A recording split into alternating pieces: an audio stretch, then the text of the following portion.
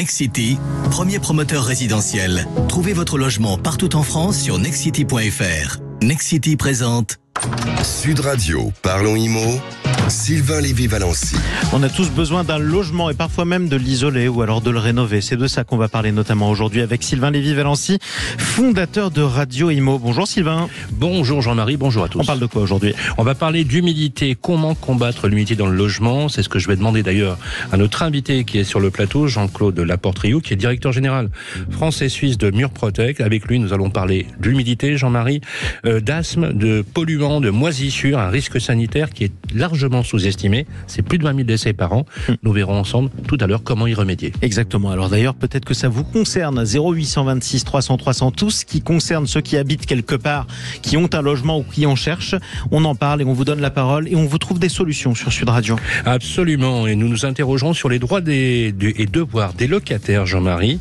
Et nous recevrons pour l'occasion Arnaud Accard, qui est président d'Imo Direct, une agence digitale spécialisée dans la gestion locative. Et enfin, Jean-Marie, tout à l'heure, Grégoire, comme d'habitude, va nous présenter ses biens coups de cœur et les biens viagers dans la deuxième partie de l'émission. Et tout de suite, c'est parti. C'est parti avec les infos à retenir. On accueille Bérénice de Villefloriot. Bonjour à vous, Bérénice. Bonjour. Et on commence ces informations à retenir par l'annonce de la semaine qui concerne des taux. Et oui, la BCE, la Banque Centrale Européenne, l'institution qui a pour objectif de contrôler le niveau d'inflation dans la zone euro, a tenu une conférence de presse jeudi. Sa présidente Christine Lagarde a annoncé une pause dans la hausse de ces taux directeurs qui sont les taux auxquels les banques empruntent. Parce que nous empruntons de l'argent auprès des banques, mais les banques aussi empruntent de l'argent. La BCE a donc décidé de ne pas augmenter ces taux directeurs après 10 hausses consécutives depuis juillet 2022. Et cette politique d'ailleurs monétaire, Bérénice, a été mise en place en juillet 2022, a fortement, très fortement impacté le marché immobilier. Eh bien oui, forcément, comme les banques empruntaient à des taux de plus en plus élevés ces derniers mois, elles ont augmenté à leur tour les taux des crédits immobiliers qu'elles proposent, ce qui a grippé le marché immobilier. C'est logique, hein. C'est plus compliqué d'emprunter, ça coûte plus cher, donc moins de Français peuvent devenir propriétaires. Absolument, plus d'une moitié, plus de 45% de retrait de crédit cette année. Alors qu'est-ce que cette annonce de la part de la BCE, est-ce que c'est une bonne nouvelle, Bérénice ? Alors on va dire que cette annonce de la BCE marque la fin d'un cycle de relèvement des taux. Les taux sont stabilisés pour l'instant après plus d'un an de hausse. En revanche, ça ne veut pas dire qu'ils ne vont pas augmenter par la suite, parce que je vous l'ai dit, le rôle de la BCE, c'est de contenir l'inflation en zone euro et de la ramener à 2%. Là, l'inflation en zone euro, elle est passée de 5,2 en août à 4,3 en septembre. C'est pour ça que la BCE a opté pour une stabilisation des taux. Mais attention, nous ne sommes pas encore à 2%, donc l'institution pourrait très bien décider le mois prochain de relever à nouveau ces taux directeurs, ce qui ferait encore augmenter, une nouvelle fois augmenter les taux des crédits immobiliers. Alors on parle du marché immobilier, Bérénice, mais il est impacté dans toute l'Europe. Est-ce que le pouvoir d'achat immobilier varie en fonction des capitales européennes ? Oui, Meilleurs Agents a d'ailleurs fait un classement en bas de l'échelle, là où le pouvoir d'achat immobilier est le plus impacté. On retrouve Lisbonne, un couple sans enfants et percevant le revenu national médian portugais ne pourra accéder qu'à 13 mètres carrés. Paris se situe juste au-dessus avec un prix du mètre carré qui fait partie des plus élevés des capitales européennes, mais le revenu national médian étant plus élevé, un couple de Parisiens qui souhaitent devenir propriétaires pourra prétendre à 17 mètres carrés en moyenne. Et en tête de liste, quelle ville on va retrouver ? Bruxelles, la capitale où le pouvoir d'achat immobilier est le plus important. Avec un revenu moyen, un couple belge sans enfants pourra s'offrir 62 mètres carrés. On termine, Bérénice, sur une petite note avec Halloween. Ah oui, alors je ne vais pas vous parler de citrouille ni de déguisement, même si j'aimerais bien savoir quel sera le déguisement de Jean-Marie. Je vous parle des Français, de leur superstition en matière d'immobilier. Car oui, un grand nombre de Français sont superstitieux et pas très téméraires pour certains. C'est ce qu'a révélé un sondage réalisé par Se Loger. 15% des Français évitent le nombre 13 lors d'une visite immobilière, que ce soit pour le numéro de la rue, pour le 13e étage ou pour la date, notamment vendredi 13. 41% des Français ne sont pas capables d'emménager dans un logement où le précédent propriétaire est mort. 67% déclarent pouvoir renoncer à un bien s'ils ressentent des mauvaises ondes, des mauvaises énergies. saviez-vous qu'on peut purifier un logement en y répandant du sel ou de la sauge? En lui faisant brûler de la sauge, c'est ce que font 15% des Français. 15% des Français. Ouais, ils font ça. C'est Et énorme. 66% ne sont pas capables de vivre dans une maison hantée. Moi, ce que je retiens quand même, c'est que ça dérange pas 34% des Français de vivre avec un fantôme. Oui, c'est vrai, effectivement. On a tous des fantômes dans notre placard, de toute façon. On verra pour les déguisements un petit peu plus tard. Merci à vous, Bérénice de Villefloriot. On va parler d'un autre cauchemar dans quelques instants avec Sylvain Lévy-Valency et son invité. Comment protéger ces logements de l'humidité, notamment l'insalubrité? C'est au programme, c'est dans un instant sur Sud Radio. Nexity, premier promoteur résidentiel. Trouvez votre logement partout en France sur nexity.fr. Nexity présente Sud Radio, parlons IMO. Sylvain Lévy-Valency. Toute l'actualité de l'immobilier et de votre logement, tout ce qui vous concerne. Vous avez des murs trop humides, des problèmes d'isolation, ça vous concerne et on en parle, Sylvain, avec votre invité. Merci Jean-Marie. Bonjour Jean-Claude Laporte-Rioux. Bonjour Sylvain. Vous êtes directeur général France et Suisse de Murprotec. Tout à fait. Alors, vous vous occupez des problématiques d'humidité. Alors, on a appris beaucoup de choses avec vous quand on a préparé l'émission. Et l'humidité, c'est pas un sujet, globalement, dont les Français ont forcément conscience. Tout à fait. À part quand ça les touche de façon directe ou indirecte. C'est exact, d'autant que en parallèle, une maison, un logement sur 5 est touché par l'humidité en France. Donc c'est un paradoxe, puisque effectivement, personne n'en parle, mais pratiquement 20% des gens sont concernés. Il faut savoir aussi dans les chiffres clés de l'humidité qu'aujourd'hui, 37% des logements en France sont touchés par les moisissures, qui est réellement le premier signe, et le signe le plus alertant pour un locataire ou un propriétaire. Alors quand vous dites moisissure, il faut préciser à ceux qui nous écoutent, ce sont les petits champignons. Oui. C'est l'aspergillus, c'est ça, vous m'avez dit? C'est ça. L'aspergillus qui, en fait, qui dégrade la santé à l'intérieur de l'habitat. Exactement. Qu'est-ce que ça provoque comme maladie? Ça provoque des maladies, ça va toucher surtout 3 populations de base, les enfants de moins de 7 ans qui sont exposés et qui n'ont pas fini effectivement leur protection, les personnes âgées de plus de 60 ans et toutes les personnes qui souffrent de maladies ou qui sortent d'opérations. Donc ça, ce sont les personnes les plus exposées. L'aspergillus est un champignon qui est un tueur dormant, pour l'appeler tout simplement. Et c'est un tueur lent. Et c'est un tueur lent, sauf si on est effectivement aujourd'hui touché par des maladies ou on est sur des traitements lourds. Il faut vraiment faire très attention lorsqu'on repère sur ses plafonds, derrière sa tête de lit, derrière les murs ou quand on a des mauvaises odeurs dans une maison. Il faut bien faire attention, si on est immunodéprimé, de quitter l'appartement. Alors quand vous dites immunodéprimé, par exemple quelqu'un qui aurait des problèmes respiratoires, oui. Un peu d'asthme, oui. Ce qui est le cas de beaucoup. Oui.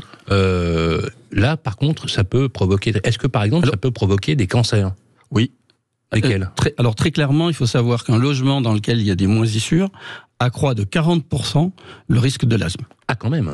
Donc ça, quelles sont les populations les plus touchées? Les enfants, les personnes âgées? Enfants, personnes âgées, les personnes qui sont déjà sensibles ou les personnes allergiques. Et il faut savoir qu'en France, il y a de plus en plus d'allergies. Alors, vous l'avez dit, l'humidité dans les logements est responsable de maladies graves, donc on vient d'en indiquer certaines. C'est 20 000 décès par an? Oui.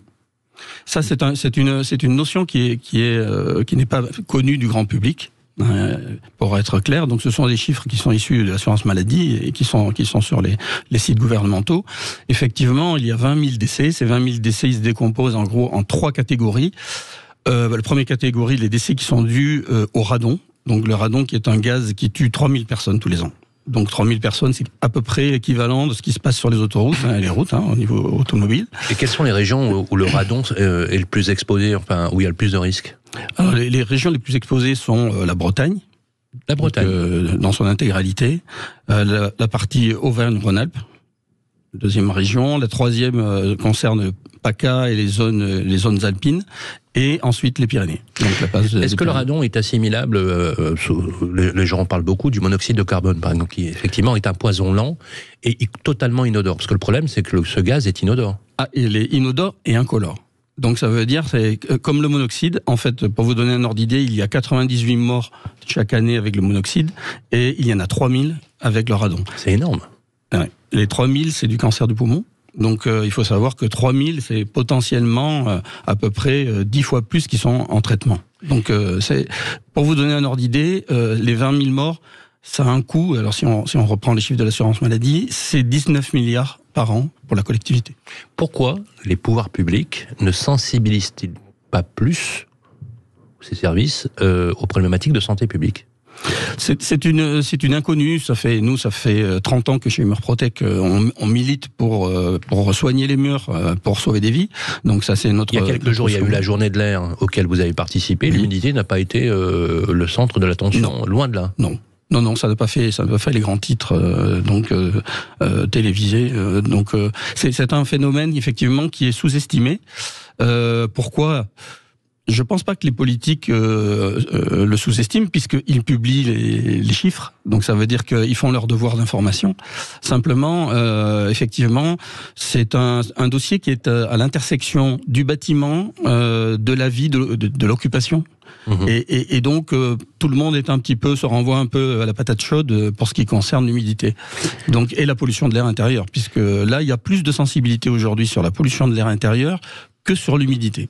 Très important, et d'ailleurs je lance un appel à tous, toutes et ceux qui nous écoutent au 0826 300 300, vous pouvez nous parler de vos problèmes d'humidité, on peut en parler. Est-ce qu'il y a, Jean-Claude Laporte-Riou, des logements plus exposés que d'autres ? Alors oui, il y a des logements plus exposés. Traditionnellement, ce sont les logements anciens. Donc les logements anciens, bien évidemment, ce sont des logements qui sont construits avec des matériaux type briques, pierres et autres, qui sont des ascenseurs à eau. Donc les murs se gorgent d'eau au fil du temps. Donc selon que l'on soit sur un immeuble qui a 50 ans, 100 ans ou 150 ans, c'est pas du tout la même chose. Donc les murs sont des véritables ascenseurs à eau. L'eau monte jusqu'à 1,20 m à minima, mais peut monter jusqu'à 2-3 mètres à l'intérieur du mur. Ça s'appelle donc l'humidité ascensionnelle, les remontées capillaires. Et ensuite, il y a toute la rénovation qui est en cours. La rénovation qui est en cours, les pouvoirs publics ont mis l'accent sur l'isolation extérieure, ont mis les années précédentes sur l'isolation intérieure. La problématique, on le sait, d'ailleurs l'ANA, l'Agence nationale de l'amélioration de l'habitat, le publie régulièrement, on ne fait jamais de rénovation avant d'avoir coupé l'eau dans les murs et avant d'avoir refait la ventilation. Si on fait des rénovations sans respecter ces règles-là, on enferme l'humidité dans l'isolant, et donc l'humidité enfermée dans l'isolant va déstructurer, va entre guillemets faire pourrir la pierre, les joints et les briques. Dans le schéma justement, qui est le chantier du siècle et la rénovation énergétique, toutes celles et ceux qui nous écoutent le savent, les propriétaires qui louent leur appartement vont se voir interdire la location de leur appartement s'ils ont une étiquette trop dégradée, étiquette F et G notamment. Est-ce que le constat, Jean-Claude Laporte-Riou, que vous avez fait ces dernières années, clairement, est-ce que le phénomène empire ? Je dirais que oui, il empire parce que justement, on développe de manière anarchique l'isolation extérieure. L'isolation extérieure est un bon procédé, bien évidemment, puisqu'on est dans la recherche d'économie d'énergie, mais une maison et des murs doivent respirer. Donc c'est la base même de la construction. Il faut qu'il y ait des transferts thermiques, il faut qu'il y ait des transferts de Bien sûr. Entre l'air intérieur et l'air extérieur, il faut qu'il y ait un brassage justement pour permettre un meilleur confort de l'habitat. Exactement. Et si vous enfermez donc votre maison, votre appartement ou vos bureaux, vous supprimez tout accès à l'air extérieur, en fait vous vous retrouvez avec ce qui se passe en France, où l'air intérieur en France est 9 fois plus pollué qu'à l'extérieur. Donc vous voulez dire que les rénovations par l'extérieur, parfois, peuvent provoquer, sans le vouloir, des problématiques d'humidité intérieure ou de condensation, par exemple, et qui peuvent provoquer des maladies. Très exactement. Vous avez résumé en fait exactement la mécanique qui se met en place. Donc c'est hyper délétère comme. C'est hyper délétère. C'est un manque de soins, on va dire, notamment au niveau de nos amis architectes et autres, où effectivement la partie esthétique est privilégiée par rapport à la partie vie intérieure. Donc c'est pas polémique ce que je dis, mais on est régulièrement, nous on intervient régulièrement sur des demandes d'architectes. Parce que en fait, les chantiers sont terminés, ils ont été refaits, ils sont magnifiques, et 3 mois après, 4 mois après, tout pourri en bas des murs, et les gens se retrouvent avec des sinistres, et ces sinistres-là, aujourd'hui, coûtent beaucoup d'argent aux assurances du bâtiment, et il faut refaire. Alors, vous l'avez dit, parce qu'effectivement, garantie décennale, garantie d'achèvement des travaux, des problématiques, effectivement, que rencontrent les Français au quotidien. Là-dessus, vous y ajoutez l'énergie, qui est un coût quand même significatif, mais aussi les injonctions normatives. Les obligations faites aux bailleurs, voilà, pour louer leur appartement. Ils subissent une injonction absolument phénoménale, plus la charge fiscale qui va avec. On en a parlé tout à l'heure en préparant l'émission.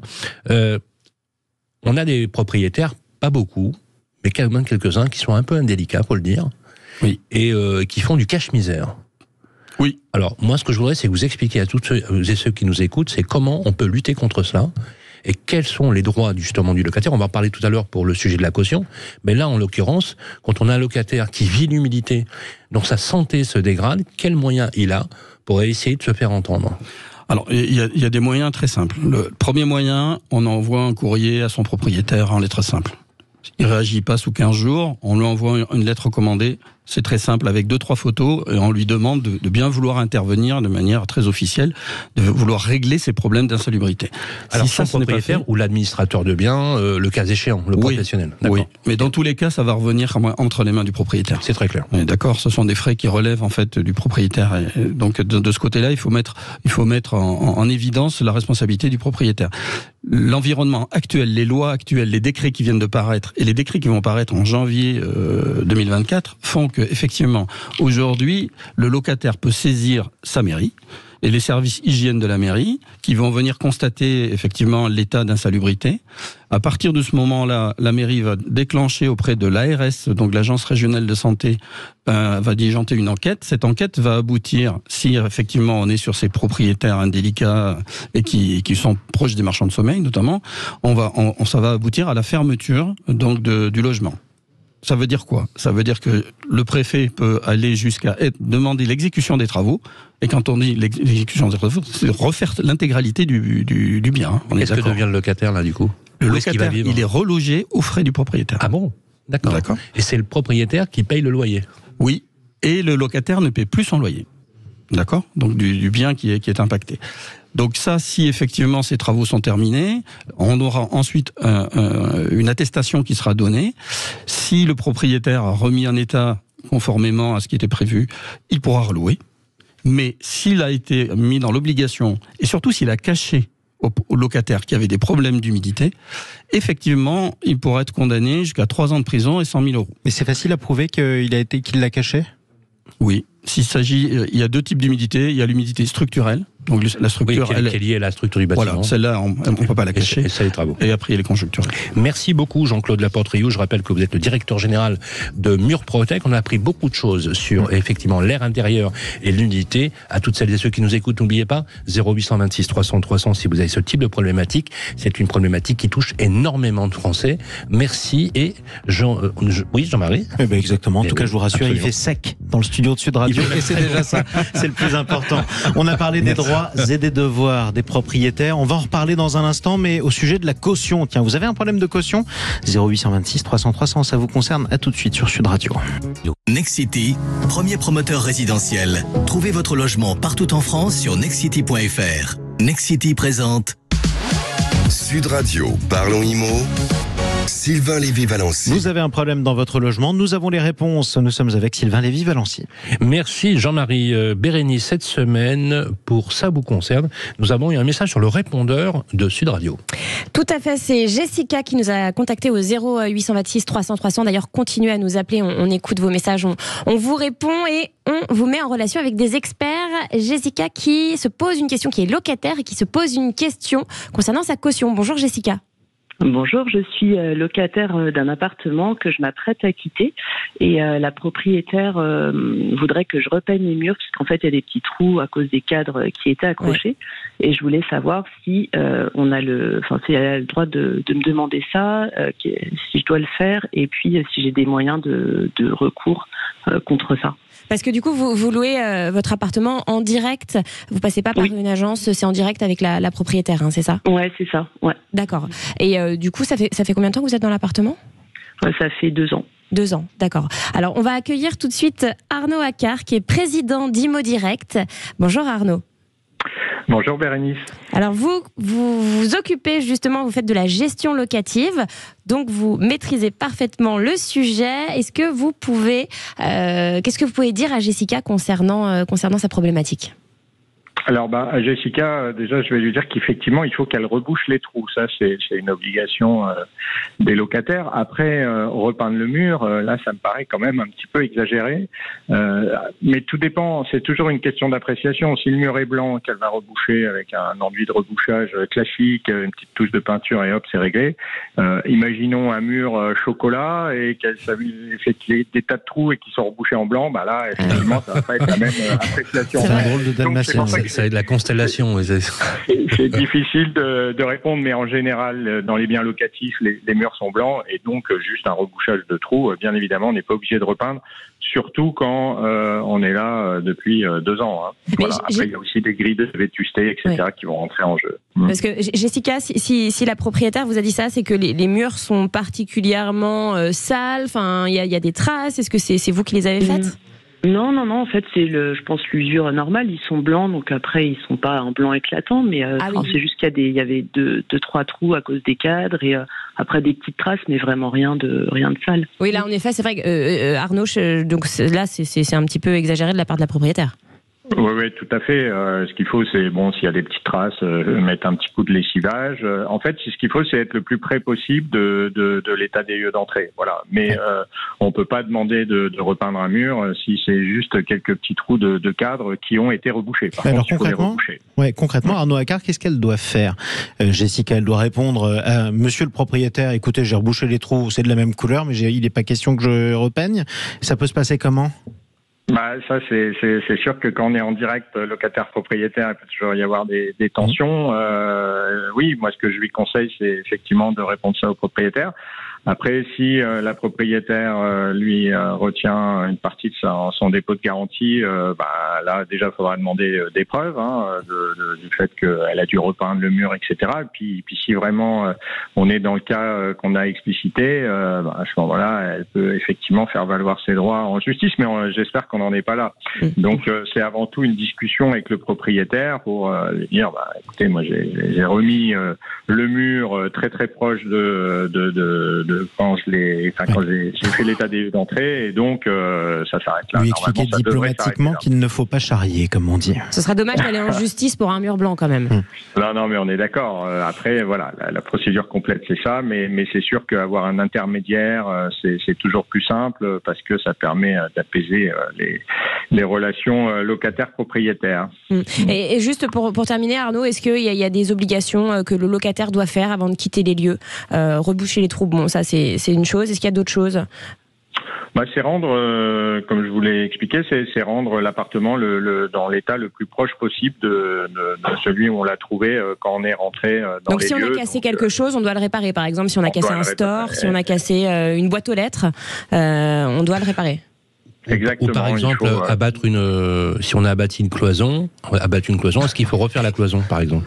Alors déjà, abattre une cloison, il faut déjà avoir eu commencez par sortir le bulldozer de l'appartement, ensuite on sent le vécu. Ça m'est arrivé une fois et j'ai été obligé de remettre la cloison en l'état. En fait, ce que vous dites, Arnaud Accart, c'est qu'il faut restituer l'appartement tel qu'on l'a fait dans l'état des lieux, qu'on l'a eu dans l'état des lieux. Oui, c'est le plus proche possible. Alors bien évidemment, plus on va rester dans l'appartement, plus il y aura eu de la vétusté, et donc tout ça doit être inclus aussi dans le rendu du dépôt de garantie. Voilà, donc mais l'idéal pour le locataire, avant de quitter son logement, c'est de le nettoyer, de reboucher les trous, de effectivement remplacer 2-3 choses si c'est cassé. Et puis après, il y a aussi des éléments qui sont à la charge du propriétaire, d'autres qui sont à la charge du locataire. Mais là, c'est vrai qu'en 5 minutes, c'est difficile de tout expliquer, mais après, sur Internet, on trouve aussi tous ces éléments. Donc, voilà.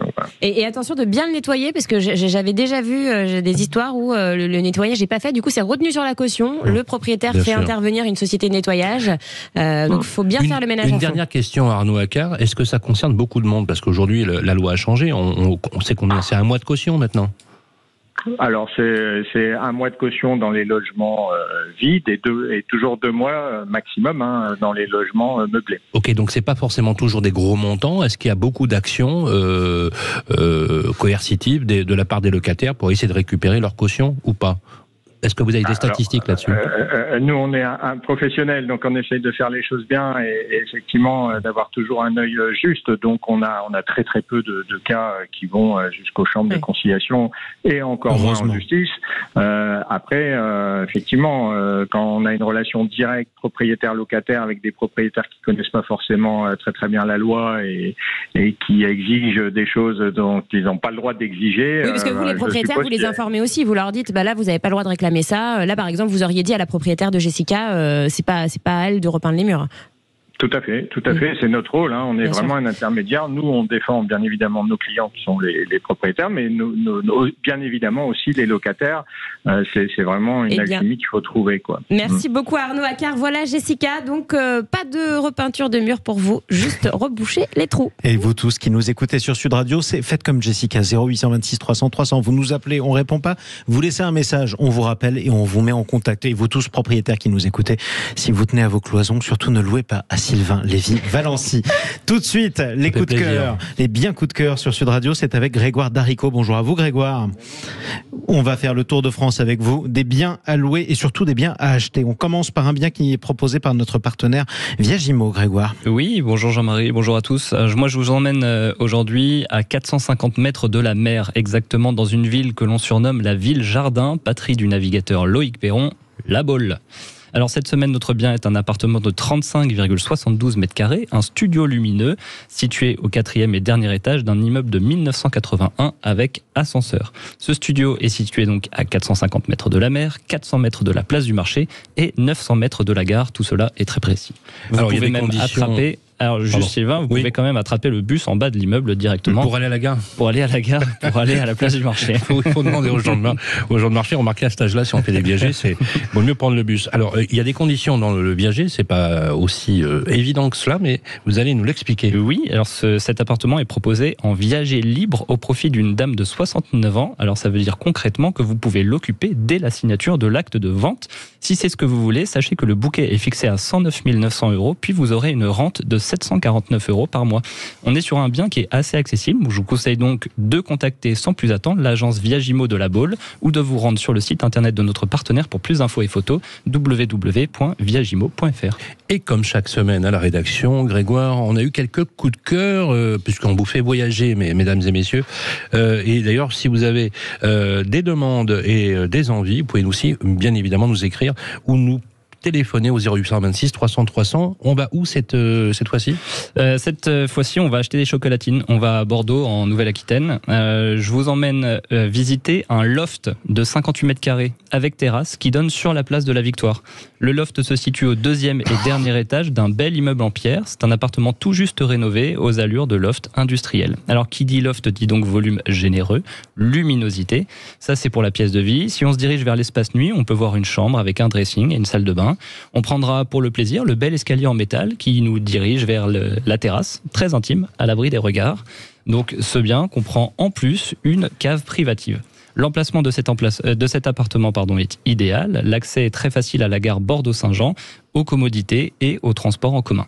L'appartement est proposé au tarif de 357 000 €, Sylvain. Et vous pouvez voir les photos et même faire une visite immersive. Je l'ai fait, c'est très sympa, sur www.viagimo.com. Comment on va le financer ?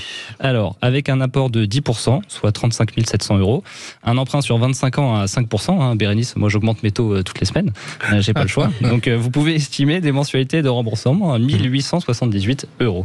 Allez, un troisième bien, Grégoire. Ici, je vous dis le stade Geoffroy Guichard. Oui, j'ai décidé de faire plaisir à l'un d'entre nous, Sylvain. Voilà, la patrie la ville du Chaudron, d'Aimé Jacquet ou de Willy Sagnol, Jean-Marie. Le plus grand club de France, évidemment. On est à Saint-Etienne, la ville la moins chère du pays aussi. Voilà, on se limitera à la Ligue 2 aussi. Donc cette fois-ci, c'est une maison de 1926 de 7 pièces que je vous propose de 136,55 mètres carrés avec 4 chambres, une salle de bain, un séjour de 36 mètres carrés. À l'extérieur, un jardin privatif de 273 mètres carrés carrés avec terrasse et véranda. À noter que la maison a été rénovée il y a 10 ans. Elle est située dans le quartier de Montplaisir, dans une rue paisible et appréciée.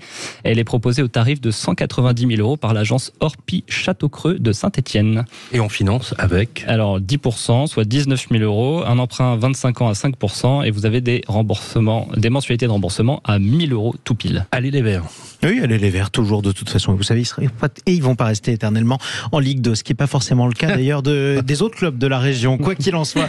Merci Grégoire Darico, Bérénice de Villefloriot et Sylvain Lévy-Valency. On vous retrouve samedi prochain pour un nouveau numéro de Parlons Immo. On va parler de quoi? On va parler du marché immobilier justement juste avant les fêtes, et nous recevrons le président du réseau Guy Hockey, Stéphane Fritz, avec lequel on fera la revue du prix du marché. Est-il encore possible, on va le dire, d'acheter, d'acquérir en ces fêtes de fin d'année? Écoutez, c'est un beau cadeau de Noël, un logement. Il faut avoir les moyens, mais on verra si on en trouve. Et pourquoi pas? Avec une cloison. Moi, j'ai commandé une cloison pour cette hiver. Mais merci, merci de le rendre dans l'état où vous l'avez trouvé. En tout cas, cette émission sera rediffusée sur Radio Imo. Mardi, à quelle heure? À 12h. À 12h, à midi. Donc, restez bien sur Sud Radio. Je vous rappelle quand même les autres rendez-vous de la matinée sur Sud Radio. Finale de Coupe du Monde. C'est pas tous les jours que ça arrive. Ce sera à 21h. Nouvelle-Zélande, Afrique du Sud. Tiens, pour qui vous penchez? Vous êtes près de 80% à dire que ce sont les Blacks qui vont gagner. Il y a même un internaute qui nous dit: j'espère que les Bucks perdront d'1 point, juste pour le plaisir, pour que la France se venge après avoir subi la même chose contre l'Afrique du Sud. Votre journée, c'est aussi l'heure libre sur Sud Radio. C'est dans quelques minutes. Je vais vous retrouver avec Stéphane Simon en partenariat avec Factuel.media. Question qui nous tracasse. Est-ce que l'État est débordé face à la montée de l'insécurité? Que faire pour protéger les Français? C'est ce qu'on va voir avec nos invités dans l'heure libre, juste après les infos de 10h. Bonne journée. Sud Radio, Parlons Immo, Sylvain Lévy-Valency. Avec Nexity, premier promoteur